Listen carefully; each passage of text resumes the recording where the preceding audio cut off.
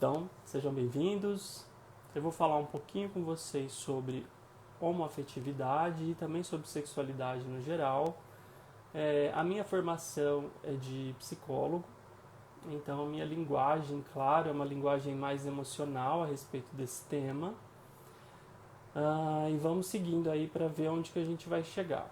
Bom, quando a gente vai falar sobre sexualidade humana, né, qualquer assunto que tenha a ver com a sexualidade, por mais que se diga que a vida sexual de uma pessoa é algo para ser vivido entre quatro paredes, na verdade, cada sociedade cria as suas regras, com o objetivo de estabelecer padrões para o comportamento sexual das pessoas. Algumas regras são estabelecidas a partir das diferenças entre os sexos, né? Criando expectativas a respeito da imagem do que é ser humano, de ser homem e de ser mulher, não se aceitando construções singulares. O que isso quer dizer?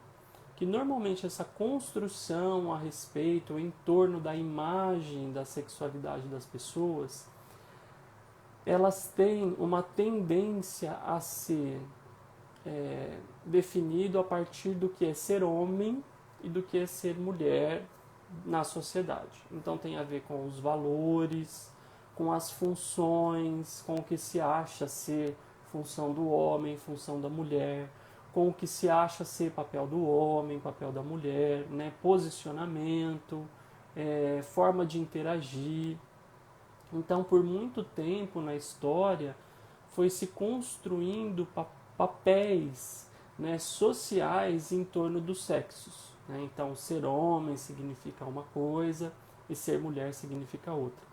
E isso veio vindo através da atividade principalmente religiosa, vem interferindo todos os setores da sociedade no decorrer de muitos séculos. Então, a gente está falando aí de uma história de séculos e séculos da humanidade. Para vocês terem uma ideia, porque tem muita gente que fala que isso é conversa fiada, não existe essa questão de exclusão, né? Porque qual que é a tendência? O que acontece?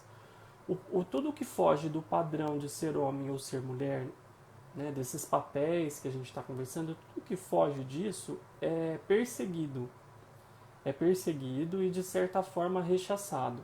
Tem muita gente que fala que isso não existe, mas olha, quando a gente olha para alguns dados assim bem simples, a gente vê que de fato existe sim algumas questões sérias a respeito desse assunto. Para vocês terem uma ideia, hoje cerca de 40% dos países do mundo ainda criminalizam a homossexualidade. Então nós estamos falando de quase metade do mundo hoje, quase metade dos países do mundo, ser uma pessoa homossexual, né? Não ser uma pessoa heterossexual é considerado crime, violação à lei. De acordo com a Associação Internacional de Gays e Lésbicas, 7 países ainda classificam a homossexualidade como crime com pena de morte. Então vocês veem, nós estamos falando de um mundo onde a sexualidade das pessoas ainda é uma questão muito séria, né? E que existe uma perseguição, inclusive legalmente, para levar as pessoas para serem presas e para serem mortas. Então, a gente sabe que falar desse assunto é muito difícil, envolve enfrentamento de muito preconceito, envolve a vontade das pessoas de quererem ouvir, né? Porque mesmo nos países onde não é considerado crime, a gente tem a reverberação da própria cultura, né? E do que as pessoas acham a respeito do tema. Então, mesmo aqui no Brasil, por exemplo, onde não é considerado crime, a gente já conseguiu alguns direitos nesse sentido, existe toda uma questão cultural de preconceito e que interfere na vida das pessoas, nas oportunidades, na carreira profissional, na forma da pessoa se relacionar com a família por conta de preconceitos que vêm vindo de forma livre. Né? Então tudo isso influencia demais a formação e a educação das pessoas. Por quê? Porque as pessoas aprendem de fato que a questão da homossexualidade é uma questão errada, né? Então é muito difícil você conversar e tentar explicar para uma pessoa que aprendeu na sua educação um conceito extremamente errado. A sexualidade humana ela é complexa demais para reduzir a uma simples questão de gostar e não gostar. Optar por viver dentro de padrões aceitos como normais pela maioria é algo muito complicado. A heterossexualidade, a homossexualidade e a bissexualidade se constituem em expressões normais da sexualidade humana. E a maioria das pessoas se sente insegura frente a essa conceituação. Por não conseguirem entender que existe uma diferença entre orientação sexual e comportamento sexual, elas criam uma ideia deturpada sobre a homossexualidade, tomando como referência comportamentos sexuais, alguns estereotipados, que alguns homossexuais apresentam para mostrar que são diferentes dos heterossexuais. Esse finalzinho nem é algo que significa tanto, eu trouxe aqui porque o autor mencionou. Mas vejam, nós temos a questão de pessoas se relacionarem com pessoas do mesmo sexo, isso é muito antigo, né? Isso vem aí na história, desde a mais remota antiguidade, nos exércitos, a gente vê na Grécia, a gente vê em todas as civilizações antigas que tem contos a respeito de homens que se relacionam com outros homens, né, mulheres que se relacionam com outras mulheres. E a gente vê também esse relacionamento homoafetivo na natureza, inclusive. Né? Nós temos inúmeros, dezenas de animais que têm comportamento homossexual. Inclusive os leões, várias espécies de pássaros, de mamíferos, de peixes, que têm, às vezes é bissexualidade, né, com a fêmea, com o macho, e às vezes tem um companheiro homossexual por toda a vida do animal. Então hoje a gente tem muita informação a respeito disso para poder entender que é algo extremamente normal. Sempre existiram pessoas homossexuais, pessoas heterossexuais, e isso vem crescendo assim com tudo que veio com a tecnologia, com a gente poder se expressar, poder se colocar, esse assunto vem vem vindo mais à tona. Mas essa questão da homossexualidade ela sempre existiu. E ela é uma característica absolutamente normal de todo ser humano. Parece meio básico a gente ficar falando sobre isso, mas diante de tantas questões que a gente tem, é preciso realmente convencer as pessoas de que não se deve julgar, não se deve criminalizar um outro ser humano. Então, mesmo as pessoas que têm mais aceitação a respeito desse tema, costuma se referir a pessoas homossexuais, por exemplo, como eles. Ah, não, mas eles podem. Ah, não, mas eles têm que respeitar. Ah, não, mas eles têm que entender. É como se fôssemos, né, grupos separados. E o que as pessoas não entendem é que nós somos todos seres humanos e que o mesmo direito que tem amparado em lei para pessoas heterossexuais precisa existir todo o amparo para pessoas homossexuais, bissexuais e transexuais. Acontece que essa legalidade não existe ainda. Né? Tudo que nós, enquanto pessoas homossexuais, eu falo nós porque eu sou uma pessoa homossexual, tudo que nós conseguimos foi através de luta, de esforço, assim como o direito das mulheres também tem sido assim, pessoas com deficiência, né? Todos os grupos que sentem essa marginalização precisam de certa forma lutar pelos direitos de estarem aí conseguindo ter uma vida tão boa, tão confortável e com tantas oportunidades quanto qualquer outra pessoa. Mas a respeito da homossexualidade é interessante a gente saber de alguns dados históricos para a gente ajudar a gente a entender o porquê que é tão complicado ainda da sociedade aceitar esse termo e essa condição.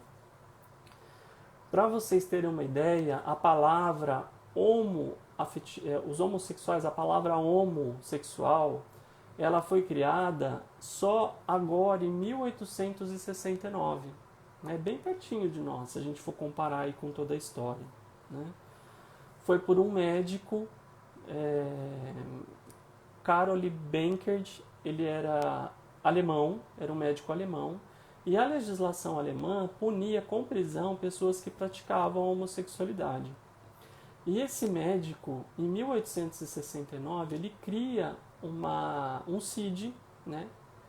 Ele tenta justificar esse comportamento através da medicina, e ele coloca como doença. Por quê?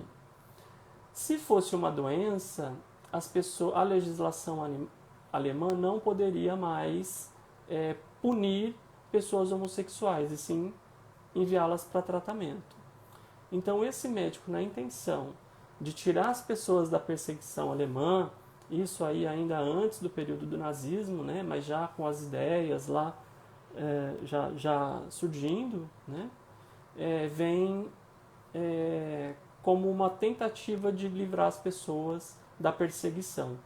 Então ele meio que coloca o homossexualismo, e aí naquela época ele vai usar esse termo na tradução aí, né, com o sufixo ismo, que é referente a uma doença. Né? Então, por que vocês não ouvem mais falar hoje em dia a palavra homossexualismo? Porque, claro, como eu vou mostrar aqui para vocês, já se entendeu que a homossexualidade não é mais doença. Né? Então, não se diz mais homossexualismo, porque tudo que termina com ismo é doença. Né? Ou comportamento que não é funcional, que não é adequado. Então, a gente hoje fala homossexualidade, heterossexualidade. Bom, na visão apresentada por esse médico, as pessoas a quem denominou homossexuais agiam assim por serem doentes mentais e necessitavam de tratamento, e não de prisão. Né? Então ele fez meio que aí uma politicagem dentro da área dele para tentar ajudar essas pessoas a não sofrerem mais as prisões. O que era apenas um ato, naquela época, passou a ser um distúrbio mental e de indivíduos particulares com determinado tipo de personalidade. Da necessidade de se falar da homossexualidade dentro de uma conotação científica, foi então criado, não foi só criado o termo homossexualidade, mas também a definição de heterossexualidade. Por quê? Com esses estudos, ele criou o termo homossexual. E aí, nesse período, teve-se também que criar um termo para dizer quem eram as pessoas que não eram homossexuais. Então foi aí que se criou o termo heterossexual. Então são palavras e termos até que bastante recentes se a gente for considerar a nossa história. Gente, foi só em 1973, né, nem uma década atrás, que a associação, uma década não, né, nem 50 anos atrás, mais ou menos 50 anos atrás, que a Associação Americana de Psiquiatria deixa de catalogar a homossexualidade como doença, retirando-a de seu manual de diagnóstico de estatística de desordem psiquiátrica. E a homossexualidade deixava de ser vista como doença em 1973, né? Há cerca de 50 anos atrás, que foi retirado pela Associação Americana. E aí foi só em 1975 também a Associação de Psicologia Americana retirou, né? E foi só em 1993, eu nasci em 81, né? 93, que a OMS, a Organização Mundial da Saúde, reconhece que a homossexualidade não é um desvio ou um transtorno sexual e a retira de suas listas de doenças mentais. A partir da recomendação da OMS, todos os países do mundo, todos não, né? Vocês têm que entender aqui a força de expressão do palestrante. Né? Os países do mundo todo foram seguindo, então todos os conselhos de medicina, né, deveriam seguir a recomendação da OMS, assim como muitos outros problemas em questões de saúde que a gente tem. Né? Então, é uma referência, é uma Organização Mundial da Saúde e todos os países deveriam seguir as orientações da Organização Mundial de Saúde para vários assuntos. Na época, no Brasil, só em 1995 que o nosso Conselho Federal de Medicina também deixa de reconhecer a homossexualidade como doença psiquiátrica. Então, vê, pessoal, todas as pessoas que foram educadas até 1995, e mesmo as pessoas que nasceram nessa época, que tinham os papais e as mamães antes desse ano, para essas pessoas, homossexualidade é igual distúrbio mental, doença psiquiátrica. Né? Então, se você nasceu antes de 1995, você deve ter escutado isso.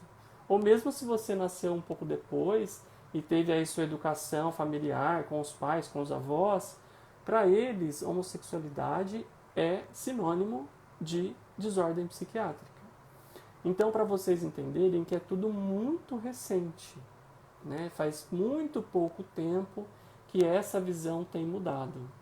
E o efeito dessa mudança ainda está sendo construído, porque é uma construção.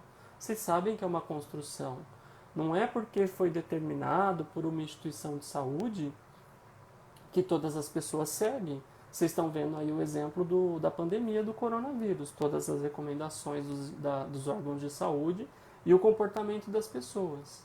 Então, quando uma organização sugere ou determina algo, isso não vai entrar na cabeça das pessoas, isso é uma referência para as pessoas seguirem. E com relação à homossexualidade, isso é muito, muito, muito recente que essa referência surgiu. Né?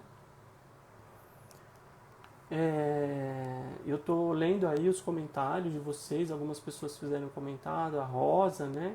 E a Ana Flávia e alguém da Fraternidades, e eu vi que vocês estão aí meio que acompanhando o meu raciocínio, não é uma pergunta, por isso que eu não estou interrompendo, tá bom? Agradeço aí a contribuição e a atenção de vocês. Mas a gente tem uma questão no Brasil, por exemplo, que é do Conselho Federal de Psicologia. Né? Por quê? Enquanto não mudava isso, transtorno psiquiátrico não é só tratado por psiquiatra, mas também por psicólogos. No Conselho de Psicologia, essa questão ainda ficou sendo considerada um distúrbio psicológico ou prevenção por algum tempo depois. E era passível de ser tratado através de terapias psicológicas. Né? Então,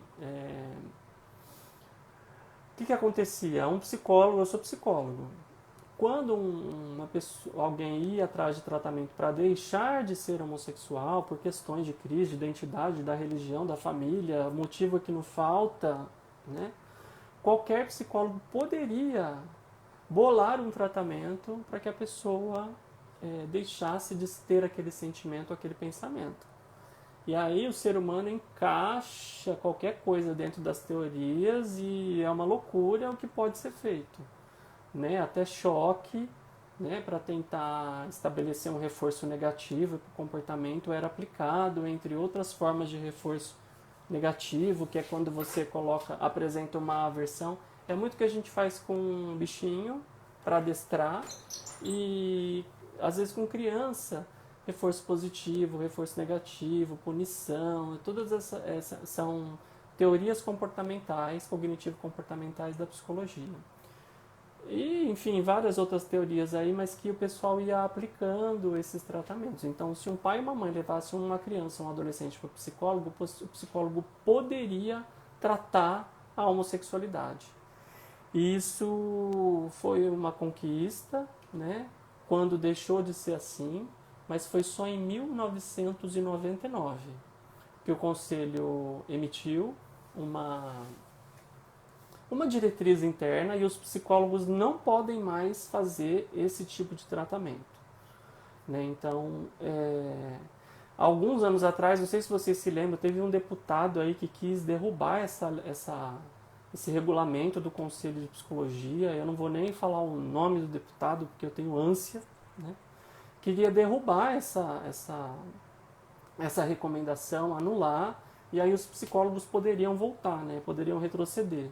E aí as pessoas não entendiam, porque assim, gente, é muito complicado hoje falar sobre esse assunto, porque existe, você sabe, como tudo, existe as pessoas que não concordam, né?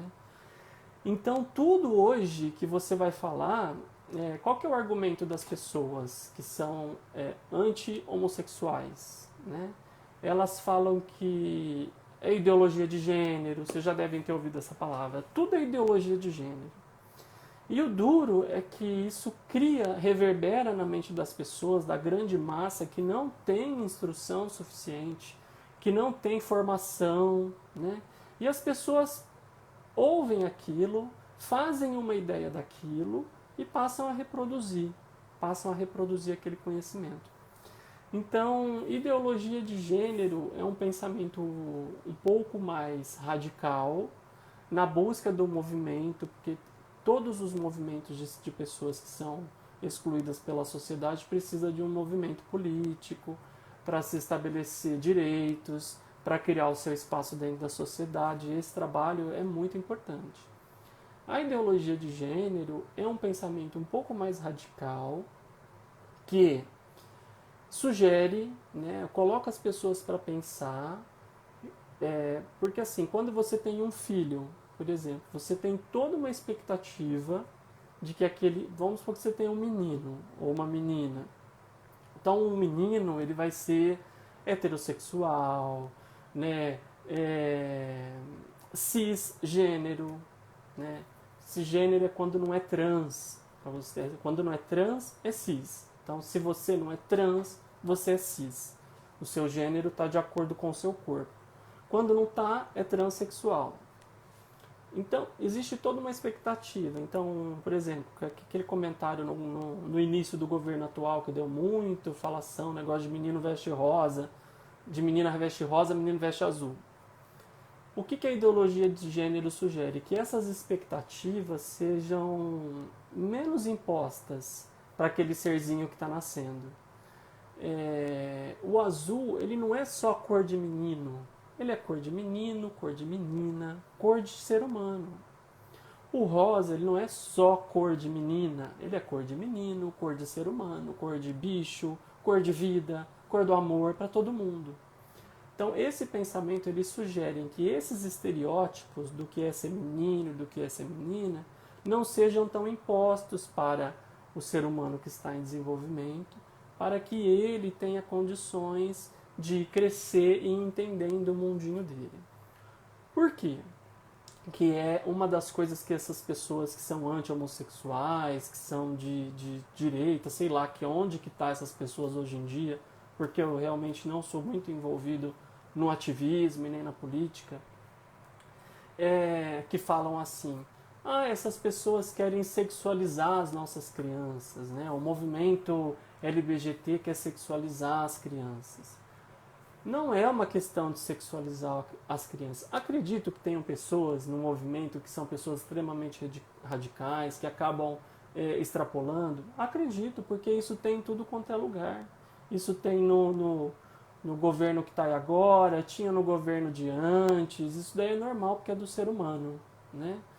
Mas o que as ideologias, os teóricos, os cientistas, os antropólogos, os psicólogos, todas as pessoas que estudam a demanda da sexualidade e as próprias pessoas que são homossexuais percebem? Por exemplo, eu sou homossexual, eu fui um adolescente homossexual e eu fui uma criança homossexual. Da mesma forma que se para você a sua vivência foi heterossexual, lá quando você era pequenininho, que você começou a ir na escola, aí tinha um namoradinho, chega em casa, a mãe, o pai, o tio falam: lá o namoradinho, tá de boa, né, tá gostando de alguém. Sabe esses comentários que se faz? mesmo com as crianças e com os adolescentes. As pessoas homossexuais, os adolescentes homossexuais e as crianças homossexuais não se encaixam, né? Então, a sensação que a gente tem quando a gente é criança, quando a gente é adolescente, mas já na infância, é que a gente não se encaixa no mundo. E a criança, né, eu quando era criança, eu não entendia por que eu não me encaixava.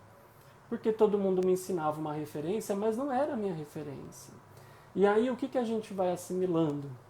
Que o que você sente, né, o jeito que você é, as coisas que você sente são coisas erradas. Né, são coisas que não têm espaço de existir.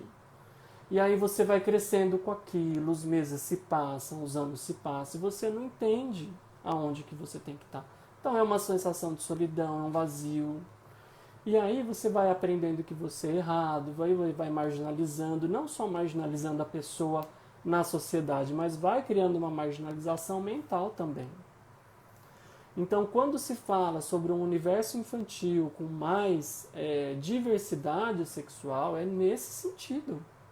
Ninguém quer sexualizar as crianças, mas quer que as pessoas, que a sociedade tenham menos expectativas e mais espaço aberto para que as crianças e os adolescentes possam ser quem eles são, sem retaliação, sem ameaça do abandono, com o mesmo carinho, com a mesma aceitação. E isso precisa mudar. Como as pessoas têm muita resistência a isso, às vezes o pessoal tem que forçar um pouco, tem que criar lei, né? Tem que obrigar as pessoas a fazerem o bem, porque elas entendem que não, elas acham que não, né? E está errado. Então, é nesse sentido que existe essas propostas educacionais para que se explique, para que tenha espaço, para falar sobre o assunto, para a criança ou adolescente entender o que é. Né? Não só homossexualidade ou bissexualidade, mas tudo. Quando a gente fala tudo, a gente engloba tudo, sem excluir nada. E isso desperta a ira das pessoas. E aí a gente vê alguns comentários, assim, umas coisas que... Né? Um exemplo, a Xuxa lançou um livro recentemente, agora esse mês, que conta a história de é uma história que ela se baseou em duas amigas dela, né, que queriam muito ter um bebê e que elas fizeram lá, geraram uma criança e tiveram uma menininha. E aí a Xuxa se inspirou para fazer um livro, ela colocou a menininha como se ela fosse antes de vir, né? E ela era um anjinho no céu que estava se preparando para vir à Terra nascer. E ela escolheu duas mães porque ela queria receber muito amor.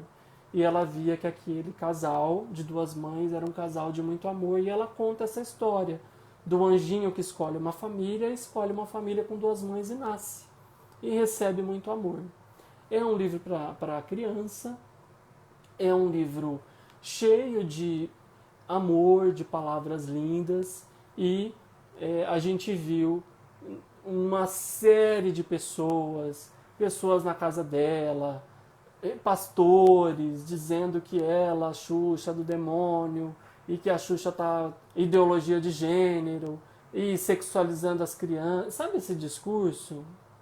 Então esse discurso não cabe. Me desculpa quem pensa assim, se alguém aqui pensa assim, mas as pessoas precisam abrir um pouco a cabeça, sabe? Nós estamos falando de questões que são normais, né? Bom, o CID-10, né, que é o Código Internacional de Doença, considera que a orientação sexual por si só não deve ser mais vista como transtorno. Né? Então, do que a pessoa gosta, não é considerado mais um transtorno. Não é um transtorno.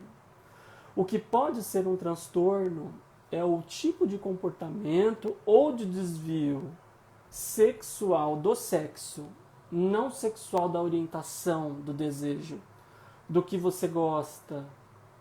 Ô Marta, eu vou te mandar depois o nome do livro que agora eu esqueci. Se eu lembrar, eu falo aqui. Depois eu posso entrar no meu e-mail aqui para ver, porque eu pedi um, mas eu te passo, tá? O que é considerado qualquer desvio é comportamentos do sexo e não da orientação, do desejo, do que você gosta, é que a gente não tem duas palavras, então a gente tem que ficar lidando com essa dicotomia de palavras, né? Então, uma pessoa que tem um desvio do sexo, que pratica o sexo de uma forma inadequada, é considerado um desvio. E isso pode acontecer com pessoas de qualquer orientação, seja homo, hétero, bi, trans, né? Então, as pessoas que têm um desvio do sexo, sexo com, sei lá, com animais, com cadáver, ou sexo exagerado, que a pessoa não consegue controlar, que se tornou um vício, né? Isso pode acontecer com pessoas de qualquer orientação do desejo sexual, mas a gente precisa estabelecer que são coisas diferentes, tá bom? Alguma dúvida até aqui, que eu já estou até me estendendo um pouco no meu tempo.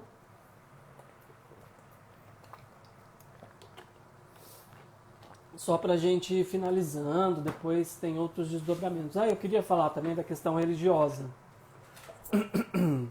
Desculpa, minha voz está falhando. Por incrível que pareça, pessoal, existem vários estudos da teologia que hoje estão entendendo que todo o preconceito que existe em torno desse tema... é isso mesmo, a Ananda postou aqui o nome do livro. Viu, Marta? Você pode pegar aí no comentário. Todos os preconceitos que existem a respeito do tema dentro da religião são preconceitos de ordem humana. Não tem necessariamente a ver com o que está na Bíblia, inclusive, e com a própria doutrina da religião X ou Y.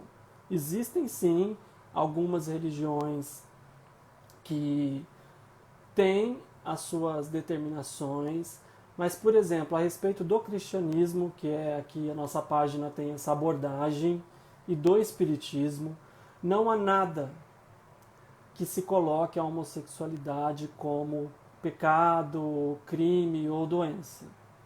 O que existe na Bíblia e nas passagens bíblicas tem a ver com o comportamento egoístico com relação à expressão da sexualidade. E aí sim se fala de sexualidade entre dois homens, sodomia, aquelas coisas. Mas se fala sobre o comportamento sexual desviante. Não se está falando na Bíblia a respeito de pessoas com orientação X ou Y. A gente precisa estudar mais. Esse seria um tema que necessitaria de muito tempo para ser abordado, né? Mas mesmo aquela cidade lá que os anjos pegaram fogo, que pegou fogo, que olhou para trás, virou pedra, né? Aquela passagem que muitas pessoas defendem, vão ler as passagens bíblicas, você vai ver que lá, você vai ver o porquê que a cidade pegou fogo, porquê que teve aquela, é uma referência simbólica, né? A gente precisa entender a Bíblia também como uma referência simbólica, precisa entender o que é o Cristo histórico, toda a construção, né, através da história, das ciências, tudo, né? A gente não pode pegar um texto de 2.000 anos, 3.000 anos, 4.000 anos atrás e ler como se fosse algo literal hoje em dia. E quando a gente perde toda essa referência cultural, histórica, a gente perde muita coisa. Então nós precisamos realmente nos atentar mais, porque pessoas são prejudicadas em função disso. A religião tem sido culpada por muito, muito sofrimento. Tem um filme no Netflix, para quem quiser ver, chama Eu Sou Michael. É um filme que é uma história real, até tem algumas cenas assim que são reais, que eles colocam para contar a história, que mostra exatamente o que o pensamento religioso pode fazer com uma pessoa homossexual. Eu conheço algumas pessoas, como no filme, eu conheço pessoas muito parecidas, né, que realmente aquilo ali é uma coisa muito difícil, né? É muito difícil você lidar com a rejeição, você lidar com o pensamento de culpa, com a sensação que o que você faz é errado, com a sensação de que o que as pessoas fazem é o que está certo e você é sujo, você é pecaminoso. Vocês não têm noção do quanto é difícil lidar com essa sensação. Fora a ausência de oportunidades que você tem no trabalho, às vezes o seu trabalho é tão bom quanto de uma pessoa que é um heterossexual, né? Eu trabalho no SESC, além de ser psicoterapeuta e psicólogo, vocês sabem que eu trabalho no SESC. O SESC é uma instituição super aberta, não é uma coisa, sabe, horizontal, são todos acessíveis, as pessoas são acessíveis, e mesmo assim, a gente fala, e eu estou falando isso aqui com segurança, porque eu conversei isso com o meu gerente há pouco tempo atrás. Né? Mesmo no SESC, que é uma instituição que abraça pessoas negras, abraça pessoas trans, abraça pessoas, todas as causas o SESC abraça, mesmo no SESC, a diretoria do SESC é majoritariamente composta por homens brancos, heterossexuais, cisgênero. Né? Então, isso por quê? Porque existe isso na sociedade. Então falta oportunidade, falta muita coisa, que não só para os homossexuais, mas para as mulheres também, para os negros, para todas as pessoas que se encontram de alguma forma marginalizadas socialmente. Pessoal, só para finalizar, por que a gente precisa pensar nessa temática? Infelizmente, adolescentes e adultos LGBT têm uma das maiores taxas de tentativa de suicídio do mundo. Né, alguns grupos com estudos recentes mostram que 3% de homens homossexuais e 5% de bissexuais já tentaram cometer suicídio. Isso parece pouco, mas não é não. Por quê? Se você for pegar a população masculina geral no Brasil, apenas 0,4%, não dá nem 0,5% da população masculina geral já tentou suicídio no Brasil. E chega a ser 5%, de 3 a 5% de pessoas homossexuais e bissexuais. Adolescentes gays, lésbicas, bissexuais e transexuais estão 5 vezes mais propensos a tentar suicídio em comparação aos heterossexuais da mesma faixa etária. Ju Teófilo, um beijo pra você, linda, você também. Não vejo a hora da gente poder se abraçar de novo, desde a gente se encontrar. Então, pessoal, existe uma violência muito velada, né, a respeito desse assunto. Então nós precisamos falar, nós precisamos nos educar, nós precisamos entender e tentar entender realmente o que estão se falando por aí, né? Quando você ouve um termo, mas o que é isso, de onde veio? Eu mesmo tive muita dificuldade para entender muitas coisas a respeito desse tema, de pessoas transexuais, por exemplo, e olha que é assim, vamos dizer que é bem próximo aí da minha cultura, né, enquanto pessoa homossexual, então a gente tem que ter a cabeça muito aberta mesmo nesse sentido. O que a gente precisa entender é que todas as pessoas são seres humanos e todos têm os mesmos direitos e os mesmos deveres.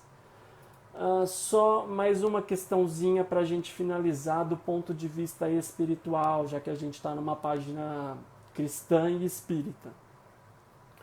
Na imortalidade, o espírito ele encarna ora como homem, ora como mulher. São atributos de acordo com a necessidade da experiência da encarnação, que também inclui a identidade de gênero, se você é cis ou se você é trans. A necessidade da encarnação também inclui a sua orientação sexual e tantas outras características relacionadas à vida material.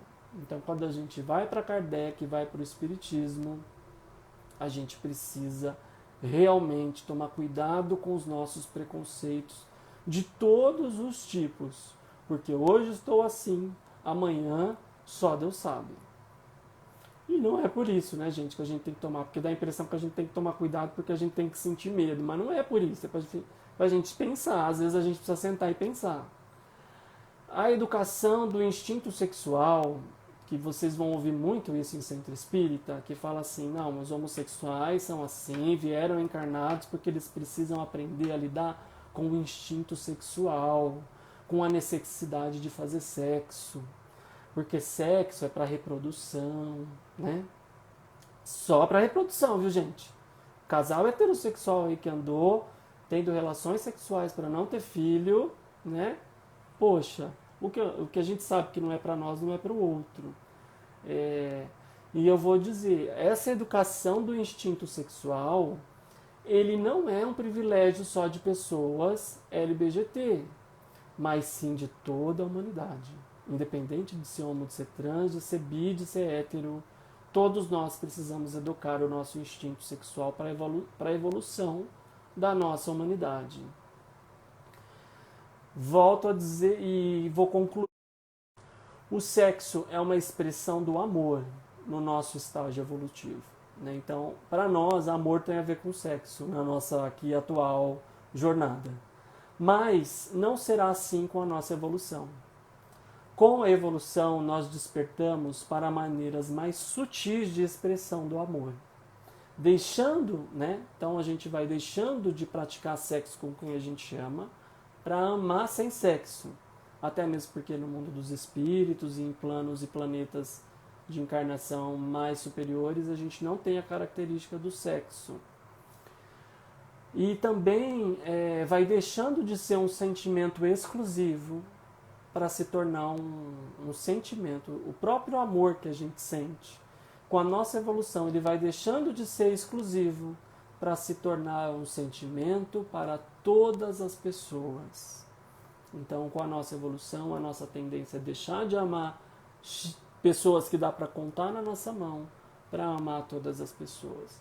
E aí a gente vê o tamanho do Espírito que era Cristo, que se colocou numa história e num período conosco em amor por toda a humanidade. O cara amava toda a humanidade. Impressionante. Impressionante. Para nós parece uma coisa assim, né? Muito longe, muito distante. Mas espíritos que, como ele, amam toda uma humanidade, todos os seres de um planeta. Isso exige aí ainda um pedacinho de chão para nós. Bom, deixa eu ler os últimos comentários. Obrigado, Ananda. Obrigado a todo mundo que estava por aí. A Marta disse que... vou ler o comentário da Marta. Acredito que a maior dificuldade, muitas vezes, seja aceitar a própria escolha sexual. É um caminho árduo e que é preciso a própria aceitação diante da família, inclusive o indivíduo se colocar e fortalecer internamente para estar pronto para o mundo. Marta, realmente esse é um ponto muito interessante. E vou te dizer uma coisa, o indivíduo, para ele crescer como homossexual nesse mundo é muito difícil, mesmo dentro da família. Eu nem sei te dizer quantos casos, quantos amigos, quantas pessoas que eu conheço, pessoas que eu ouvi falar que sofreram dentro da própria casa uma retaliação muito grande. Uma coisa assim grave, mas as sutilezas também dói, também machuca, o preconceito sutil também machuca, a falta de carinho, a falta de entendimento, pessoas trans então nem se fala, né? É uma coisa assim terrível mesmo. Existe muita dificuldade nas relações por conta de questões que deveriam ser e vão ser um dia ser tratadas como normais. A Ju está sugerindo o livro da Dona Maria Modesto Cravo sobre esse tema, né? Realmente são livros excelentes, já ouvi muitas indicações a respeito disso, várias pessoas indicam, tem que ler e estudar e conversar a respeito, né? Valeu, Mari, pelo apoio, obrigado para vocês também, Carla, um tema denso, obrigado, querida, você também tem contribuído aí com vários temas que são importantes, né? A Ana, muito triste realmente. Val está dizendo agora, a primeira e maior lei, amar-vos uns aos outros. Perfeito, né?